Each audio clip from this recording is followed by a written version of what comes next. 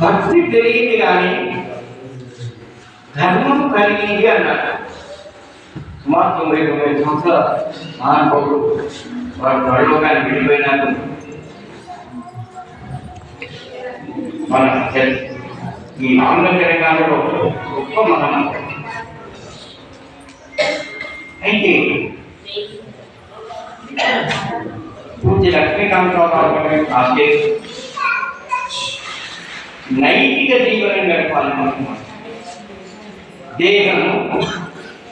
దేశము దేవుడు. దేహం ఆరోగ్యంగా ఉండాలి, వయస్సు తగ్గట్టున్నారు. మనమంతా చేయమైంది. ఇప్పుడు మన పిల్లలకు వచ్చే సంతానానికి కింద ఎక్కడ కూర్చోవాలో తెలియదు. మేము అభివృద్ధి కదా కింద కూర్చొని తెలియదు అన్నప్పుడు అని కింద కూర్చోవడం తెలియదు. మేము అంత కింద ఆపలనే పడుతున్నాం కదా. పురోభివృద్ధి కోరువాడు పూర్వభివృద్ధి మాట్లాడాడు. ఆశ్రమానికి వచ్చినప్పుడు ఆశ్రమ ధర్మాన్ని పాటించాలి తప్ప అయినంత వరకు సంపూర్ణమైనటువంటి ఆరోగ్యం సహకరించడం తప్ప దీన్ని పెద్దల పొడగన్న బుద్ధిని వేయబడి